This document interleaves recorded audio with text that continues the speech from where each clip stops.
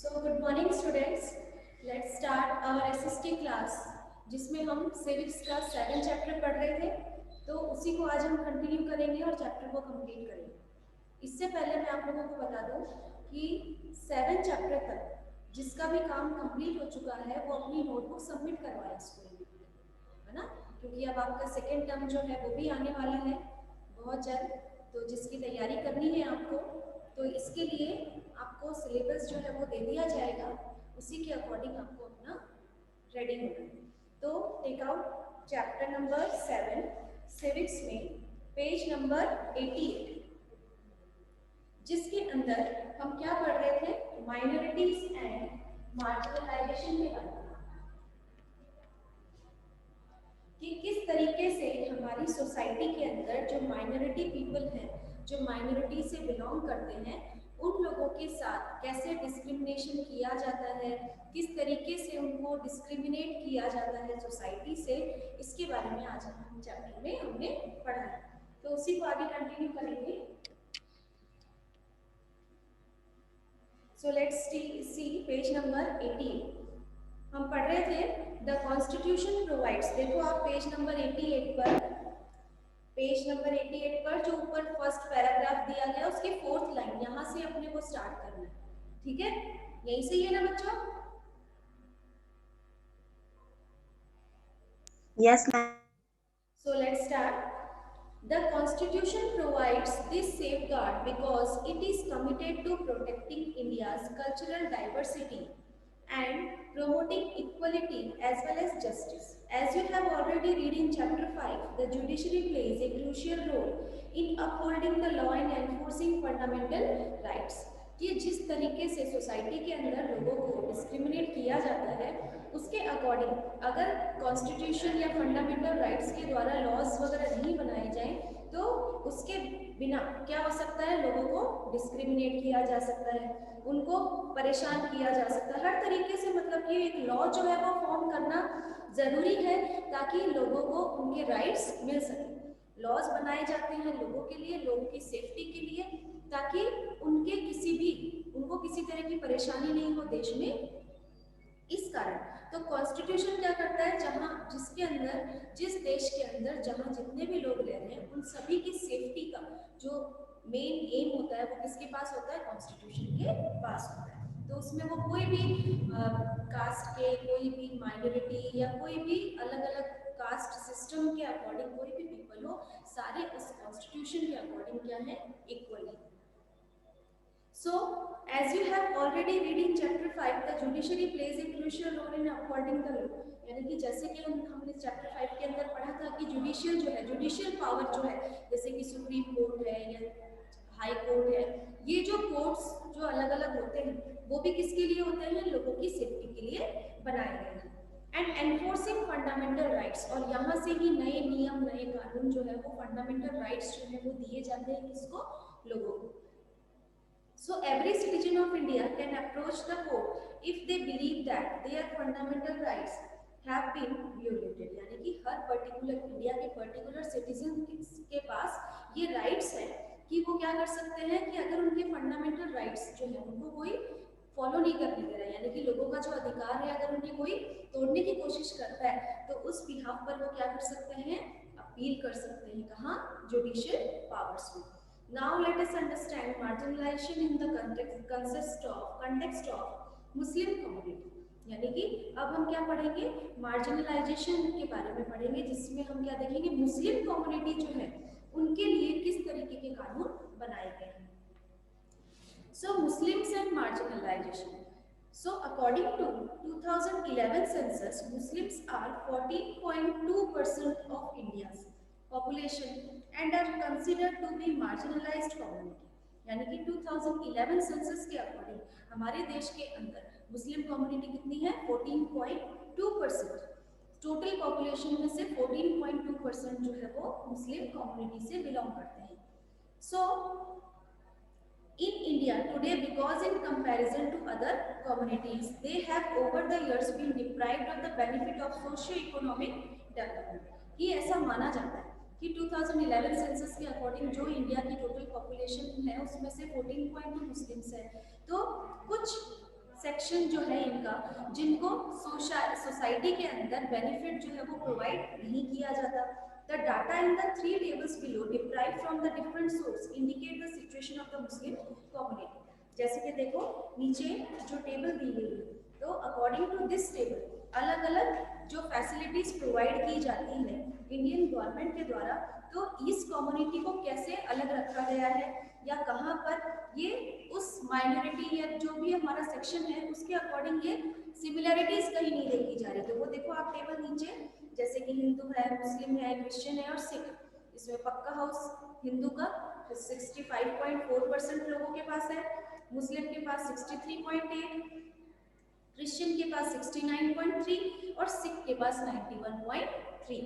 Electricity facility जो है वो दी गई है, और टैप वाटर मीन्स कि नल का पानी जो है वो कितने परसेंट लोग जो है उसको यूज कर रहे हैं इसके बारे में बताया गया है। तो ये डिफरेंस हम यहाँ देख सकते हैं। सो the data in the three tables below derived from different sources indicate the situation of the Muslim community। तो इससे हमें क्या देखने को मिल रहा है कि जो मुस्लिम कम्युनिटी है उनका हमारे देश के अंदर कैसे सिचुएशन है, वो किस तरीके से उनको इंडिकेट किया जा रहा है इसके बारे में बताया गया। With regard to basic amenities, literacy and public employment, यानी कि सिर्फ ये फैसिलिटीज ही नहीं बल्कि एजुकेशन में उसके साथ साथ जो बेसिक नीड्स है उनको भी पूरा करने के लिए कहाँ कहाँ पर इनको प्रॉब्लम्स जो है वो फेस करना पड़ा है। So read the table below, what do you think this table tell us about the socio economic status of the Muslim community. तो इस टेबल के अकॉर्डिंग हम देख रहे हैं जो क्रिश्चियन है, सिख है, इनके पास भी जो है वो रेशियो जो है इनका बहुत ज़्यादा देखा जा रहा है। तो ये एक डिफरेंस जो है, ये सारी चीज़ें ही हमें क्या दिखाती है, मार्जिनलाइजेशन बताती है कि सोसाइटी में बाकी रहने वाले जो लोग हैं उनसे इस कम्युनिटी के जो लोग हैं उनमें कितना डिफरेंस है ये बताया जा रहा है। यहाँ पर देखो आप जो लिटरेसी रेट है वो हिंदूज का ऑल 74, हिंदूज कितने लिटरेट है, मुस्लिम कितने, क्रिश्चियन कितने, सिख कितने, बुद्धिस्ट कितने और जैन कितने, आप पेज नंबर 89 पर देखो ऊपर। फिर उसके बाद में पब्लिक एम्प्लॉयमेंट, कितने लोगों को रोजगार मिल रहा है, तो उसका भी परसेंटेज यहाँ पर दिया गया है। तो इससे हम क्या देख रहे हैं कि अलग अलग कम्युनिटीज के एक डिफरेंस जो है वो इसमें बताया जा रहा है। So recognizing that Muslim in India were lagging behind in terms of various development indicators, कि मुस्लिम्स जो है वो काफी डेवलपमेंट का जो प्रोसेस है उसमें काफी पीछे हैं। The government setup A high level committee इन 2005, इसके लिए गवर्नमेंट के द्वारा 2005 में एक कमिटी बनाई गई chaired by Justice Rajendra Sachar। The committee examined the social, economic and educational status of the Muslim community। इस कम्युनिटी के द्वारा क्या किया गया कि ये कम्युनिटी जो है उसने एक रिसर्च किया और जिस बिहाफ पर ये बताया कि जो मुस्लिम कम्युनिटी है उनको सोशल डेवलपमेंट जो है उनका नहीं हो पाया, एजुकेशन उनको नहीं मिल पाई है। So in India the report discuss in detail the marginalisation of this community. It suggested that on a range of social, economic and educational indicator, the situation of the Muslim community is comparable to that of the other marginalized communities like scheduled caste and scheduled tribe. For example, according to the report, the average year of schooling for Muslim children between the age of 7 to 16 is much lower than that of other socio-religious community. So, इस जो committee 2005 के अंदर जो बनाई गई थी उसके according research के द्वारा क्या देखा गया कि जो मुस्लिम कम्युनिटी है उनको ना तो एजुकेशन फैसिलिटी प्रोवाइड की गई है, बाकी जो कम्युनिटीज है उनसे जब कंपेयर किया जाए तो उस कंपैरिजन में उनका जो डेवलपमेंट है वो बहुत कम हुआ है, जैसे कि शेड्यूल कास्ट और शेड्यूल ट्राइब्स में देखा गया था। इसी के अकॉर्डिंग जो 7 to 16 years of age children है उनका स्कूल मतलब कि उनको एजुकेशन प्रोवाइड नहीं हुई है और उसके साथ साथ जो रिलीजियस कम्युनिटी है उनसे भी उनको पीछे रखा गया। तो हर फील्ड में ये देखा गया है कि उनका जो डेवलपमेंट का जो प्रोसेस है वो बहुत कम हुआ है। इसके साथ साथ economic and social marginalisation experienced by Muslim has other dimension as well. Like other minorities, Muslim custom and practices are sometimes quite distinct from what is seen as the mainstream. Some Not all. Muslim may wear a burqa, sport a long beard, wear a fez, and this becomes way to identify all Muslims. कि जैसे कि हम देखते हैं कि जो difference है यानी कि लोगों के सिर्फ उनके साथ जो डेवलपमेंट जो एजुकेशनल या एम्प्लॉयमेंट के बेस पर ये डेवलपमेंट ही कम नहीं हुआ बल्कि उनका जो कस्टम है जो वो ट्रेडिशन को फॉलो करते हैं वो भी काफ़ी डिफरेंट है बाकी लोगों से। जैसे कि वो बुर्का पहनते हैं, लॉन्ग बियर्ड, दाढ़ी वगैरह रखना और अलग अलग तरीके से मतलब कि जो उनका कपड़ा पहनने का तरीका होता है ये सारी चीज़ें भी हम देखते हैं तो काफ़ी डिफरेंट दिखाई देती है। Because of this, they tend to be identified differently and some people think they are not like the rest of us. इसी कारण वो क्या होते हैं बाकी सबसे अलग दिखते हैं। बाकी एजुकेशन उन्हें भी मिल सकती है, अच्छी एम्प्लॉयमेंट उन्हें भी मिलती है, तो सारी चीजें हैं लेकिन इसी कारण वो क्या दिखते हैं बाकी सबसे अलग दिखते हैं। उनका जो पहनावा होता है उसके कारण वो क्या होता है बाकी सबसे अलग दिखते हैं। Often this becomes an excuse to treat them unfairly and discriminate against them. Do you remember reading in class 7 book about how the Ansaris were finding it difficult to rent a house? जैसे कि अभी अपने पास तो ये NCERT की books चल रही है तो इसलिए आपने 7th में ये चैप्टर नहीं पढ़ा है तो लेकिन मैं आपको बताती हूँ कि 7th क्लास में एक चैप्टर दिया गया है जिसके अंदर अंसारी नाम का एक पर्सन है जो कि मुस्लिम कम्युनिटी से बिलोंग करते थे लेकिन मुस्लिम होने के कारण उन्हें कहीं पर भी रेंट के लिए रूम जो है वो प्रोवाइड नहीं हो पाया तो इस कारण उन्हें बहुत सारी प्रॉब्लम्स को फेस करना पड़ा। तो वही सारी चीज़ें यहाँ बताई गई है कि सिर्फ उनका पहनावा या रहन सहन जो है वो अलग होता है बाकी वो हम जैसे ही होते हैं।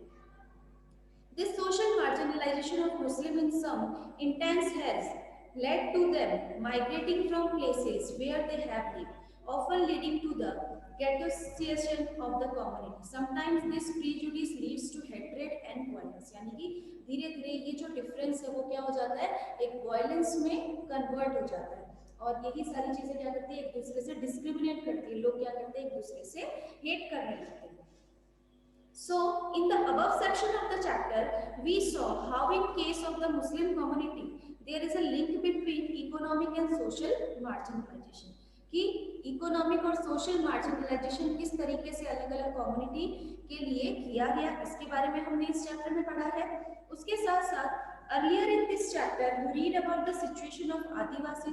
स्टार्टिंग में हमने आदिवासी जो थे उनकी सिचुएशन के बारे में पढ़ा।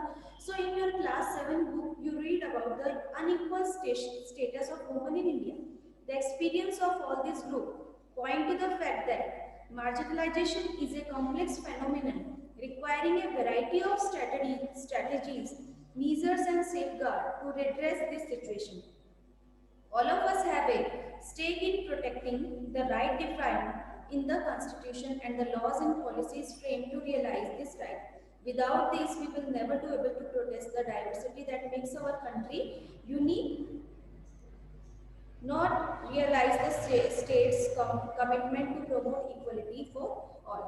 कि अभी तक हम 7 चैप्टर तक जो भी चीज़ें पढ़ते आ रहे हैं उसमें हमने अलग अलग चीज़ों को देखा है। कहीं पर डिस्क्रिमिनेशन ऑफ आदिवासी है, जुडिशियल पावर के बारे में हमने पढ़ा, फंडामेंटल राइट्स के बारे में हमने पढ़ा है। तो ये जो सिचुएशन है कैसे कैसे हमारे लॉज जो है वो हमारे लिए कितने हेल्पफुल होते हैं, कहाँ पर जो डिस्क्रिमिनेट किया जाता है उसके अकॉर्डिंग उसके लिए लॉज भी बनाए जाते हैं ताकि सोसाइटी के अंदर सोशियो और इकोनॉमिक इक्वलिटी को बनाया जा सके। तो क्योंकि फंडामेंटल राइट्स के अकॉर्डिंग हमारे कॉन्स्टिट्यूशन के अकॉर्डिंग जितने भी सिटीजन्स हैं इंडिया के वो सभी इक्वल हैं। कॉन्स्टिट्यूशन किसी को भी डिवाइड नहीं करता है उनके कास्ट के अकॉर्डिंग, जेंडर के अकॉर्डिंग या अलग अलग रिलीजन के अकॉर्डिंग कॉन्स्टिट्यूशन में कोई डिवाइडेशन नहीं किया गया है। सिर्फ यहाँ पर सोसाइटी के अंदर डिवाइडेशन लोग क्या करते हैं एक दूसरे से करने लगते हैं। तो ये जो डिवाइडेशन है वो कॉन्स्टिट्यूशन के द्वारा नहीं बल्कि लोगों के द्वारा ही सोशली बनाया गया है। लेकिन सभी लोग क्या होते हैं इक्वल होते हैं अकॉर्डिंग टू द कॉन्स्टिट्यूशन। सो ये चैप्टर जो है वो आपका कंप्लीट हो गया। इसके क्वेश्चन आंसर्स जो है वो आपको सेंड कर दिए जाएंगे। एक्स्ट्रा क्वेश्चंस मैंने कुछ आपको सेंड किए थे इस चैप्टर के। कुछ एक्स्ट्रा क्वेश्चंस क्या मैंने आप लोगों को सेंड किया था इस चैप्टर का? Yes ma'am. किया था? कहाँ तक किया था कुछ बता सकते हो? कितने क्वेश्चंस मैंने सेंड किए इस चैप्टर के आपको?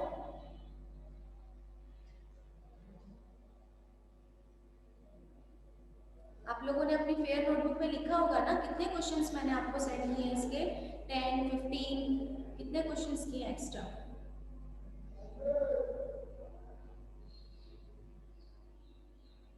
हार्दिक, अभिषेक, कितने क्वेश्चंस किए हैं आप लोगों ने? मैम 18। 18? हाँ हाँ तो ठीक है, फिर ऐसा करते हैं, एक्स्ट्रा क्वेश्चंस तो हो चुके हैं, फिर हम एक्सरसाइज के क्वेश्चन करेंगे ताकि हमारा जो चैप्टर है वो ज़्यादा लेंथी नहीं हो। नेक्स्ट जो है कल हम पढ़ेंगे कन्फ्रंटिंग मार्जिनलाइजेशन चैप्टर 8। इस 7 वाले चैप्टर को आप रीड करोगे, जो भी आपको प्रॉब्लम हो वो आप पूछना, और जिसका भी काम कंप्लीट हो चुका है वो नोटबुक स्कूल में लेकर आओ, चेक करवाओ, ठीक है?